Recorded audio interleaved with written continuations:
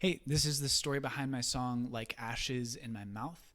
Let's dive right in. So, first verse is as follows: How sweet the taste of newly fangled love within my breast. Familiar haunts pulled tangled heartstrings deep inside my chest.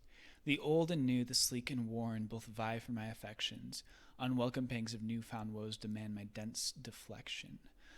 This verse is kind of about this pulling that we experience as humans. And there's things that are both old and new that vie for our attention, right? There's things in our past that might try to pull us back, and there's constantly this new stream of information or people or products that distracts us. And in this verse, at the very end, I say, unwelcome pangs of newfound woes demand my dense deflection. Right there, that's talking about how we respond to pain in our lives. Oftentimes, humans respond to pain by trying to distract themselves from it, and this can happen with both old things and new things. We can try to distract ourselves from pain by diving into nostalgia, by looking at old pictures, by picking up old habits, watching old TV shows. And sometimes it seems harmless, but these things can begin to distract us from dealing with our problems. If we distract ourselves from dealing with our pain, we're not actually dealing with it. Same thing with these new items. There's a just stream of information available to us now. And the author of Ecclesiastes, he says that there's nothing new under the sun. So that would imply that all these new things that we see are actually just this old thing that is repackaged. And these things, they promise happiness, right? If I just get the new iPhone, I'll be happy. Or maybe I'm discontent in my relationship. Well, if I get rid of this person and find someone else, maybe then I'll be happy. And we all know deep inside that that's not the case. These new things have no actual lasting joy. In fact, we become dissatisfied with the novelty of these new things, just like a child forgets the excitement of their Christmas presents by the time March rolls around. Verse 2 says this: Yet as I flounder in my stronghold, seeking out elation, I seem to find it as a rule. Amusement breeds evasion. Twixt flash and flower, crick and tower, I ne'er shall spy contentment. Adolescent obsession births centripetal resentment. So again, this is the start of this is talking about staying in this stronghold. As a younger, much more introverted person, I had a tendency to kind of just hide out in my room, and that's where I lived, right? That's where I would read my books. That's where I would browse the internet, whatever it was. That's where I was all the time, and I was constantly seeking out elation.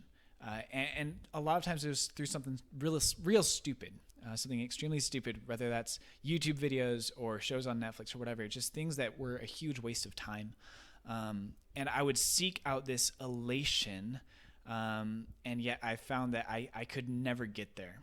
The things that I tried to make myself happy with just left me kind of feeling empty.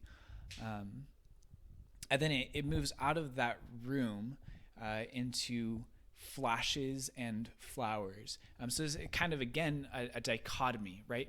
We could seek satisfaction in the city, in the neon lights, in the loud music, or we could seek satisfaction in nature, in the calming atmosphere of the hills with the birds chirping. But either of those places, if you're seeking out happiness through a place, you're still going to be dissatisfied. You're still going to be left wanting more, longing for more, and the whetting of your appetite is just going to make you hungrier. It's never going to satisfy. At the end, I say, adolescent obsession births centripetal resentment. That's a mouthful. It took a long time to get that to fit in this song, and I'm really happy that it fit in there, because I would have been really frustrated if I couldn't make the meter work. But adolescent obsession, so that has to deal with this concept of addiction. And as human beings, whether or not we partake of drugs or alcohol or pornography or whatever it is, we have addictive personalities. And sometimes we're addicted to things that aren't as unhealthy as drugs and alcohol. Sometimes it's just a small addiction. But these adolescent obsessions, these obsessions we have from childhood, they're never going to bring contentment. I found myself at a point in time going back, as I said before, to all these just old TV shows that I used to watch as a kid and binge watching through all these seasons, and I hated it, right? Or I would go, I would read old books that I had read as a kid, and just rereading these fantasy novels that like didn't have that great of a plot, but I thought that in the nostalgia, I could find kind of a release from what was bothering me. And all that it did was it birthed centripetal resentment. It just made me angrier at myself, this inward frustration. The chorus after that says this: "O fire, strike and burn away this dross. O river, take the things I count as loss. Your love is more delectable than the life I could imbibe. Your grace more satiating than acclaim for which I strive." So that first line there is a reference to what Paul says when he says basically we can build on the foundation of the gospel with all these different things, but we're going to pass through the fire, and at the end, only the things that were flame resistant are going to last. And so here I'm kind of asking, like right now, like take these things right now, anything that I have in my life that is wood or hay or stubble, as the apostle says, just burn it up right now. I don't want it anymore. If it's going to leave me once I get to eternity, then I really don't want it now. The second line there says, "O river, take the things I count as loss." Again, a reference to the Apostle Paul, saying that all these things that he had, he counts as loss now for the sake of knowing Christ. So it's just this concept of being washed in the river, this idea of baptism, or even all throughout the Old Testament, the idea of water as this purging element is present. It says, "Your love is more delectable than the life I could imbibe." And this concept of imbibing, usually it's kind of in the context of alcohol. So as I'm imbibing life, as I'm taking it in and trying to get as much of life as I possibly can, I find that God's love is so much more delectable. And then the second line, "Your grace is more satiating than acclaim for which I strive." I'm the youngest of 9 children. And as the youngest of 9 children growing up, I wanted to stand out from my siblings, right? I wanted this little bit of acclaim. And I've never cared about like being famous. I just want to be seen, right?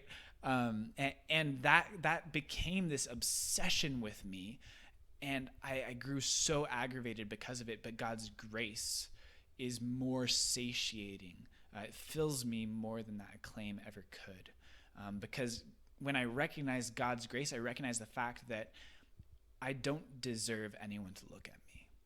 I don't deserve anyone to love me. I know myself better than anyone else, any other human being, and I know that I don't deserve grace. I don't deserve people's affection. And so accepting God's grace and rejoicing in the fact that he gives me this free gift that I don't deserve, that is so much more satiating than constantly seeking for acclaim. Verse 3 says this: "Could I receive the earth entire, I still should not find joy. Thus I refuse to play the fool to the flesh's lustful ploys. If this world can't satisfy, then I'm made for much more. I'll lounge no more in earthly courts, but knock on heaven's door." So again, this is just this idea of the life that this world has to offer. And I think that we are more aware of the life that this world has to offer right now than at any point in history, right? You log on to Instagram and you see all of these multimillionaires in their beautiful houses, or these people living this life of adventure where they're living out of this beautiful van. I don't know if you've seen those, but like I'm super jealous of those vans, and they're going to all these amazing exotic places and just living it up. And you're like, how in the world do you have money to do that? But the life that the world has to offer, it doesn't bring you joy. If I could receive the entire world, James says, if I sold my soul and bought the entire world, I gain nothing, because this is your soul at stake. You can't find joy through the things in this world. You can only find an emptier stomach. And then it says, this I refuse to play the fool to the flesh's lustful ploys. And this is a theme throughout Romans. It's a theme throughout all the New Testament epistles of just we have to control ourselves. And we can be tempted to live according to the flesh, according to the rest of the world. But if we are saved, if we have the Holy Spirit of God inside of us, then it's not going to satisfy us anymore. In fact, it's going to make us feel more empty. And so recognizing the fact that this flesh does not satisfy, these fleshly desires, they don't satisfy me. We have to refuse to play the fool to the flesh's enticing. Because if we don't keep watch, if we're not sober-minded, then we'll begin to live like the rest of the world, just like we used to live. After that, it says, if this world can't satisfy, then I'm made for much more, which is a quote by, I believe, C.S. Lewis, where he said, if I find that anything this world can't satisfy, then I must be made for another one. And that's the case. You know, we have these human desires, these innate human desires, whether that's the desire to eat or drink or sleep or have love or make babies or whatever it is. We have these human desires, and by pursuing those human desires, we never find satisfaction. But I believe that we are designed with a purpose, and I do not believe that God designed us with all of these strong desires just to make our lives miserable. I believe that he designed us with those desires so that we could turn and find satisfaction in him, so that we could look to the next life and find happiness there. And then lastly, it says, I'll lounge no more in earthly courts, but knock on heaven's door, which is reflecting what the psalmist said when he said, I would rather be a doorkeeper in your house than a king on earth, or I would rather spend one day in your courts than 1,000 elsewhere. It's so much better to be in God's presence than to try to find satisfaction in things in this world. So push yourself, because this world is enticing. This world has tricks up its sleeve. So refuse, right? Recognize the fact that this world can never satisfy you, and push for happiness and satisfaction in Jesus Christ, because only he can satisfy. Take all the things in your life that don't matter, the things that are wood and hay and straw, and burn them away. Count all of the things in your life, all of your accomplishments, all of your regrets, count it all as lost for the sake of knowing Christ, and enjoy his love and his grace. Thanks so much for listening. I appreciate you sticking through this really long video. I hope you have a great day.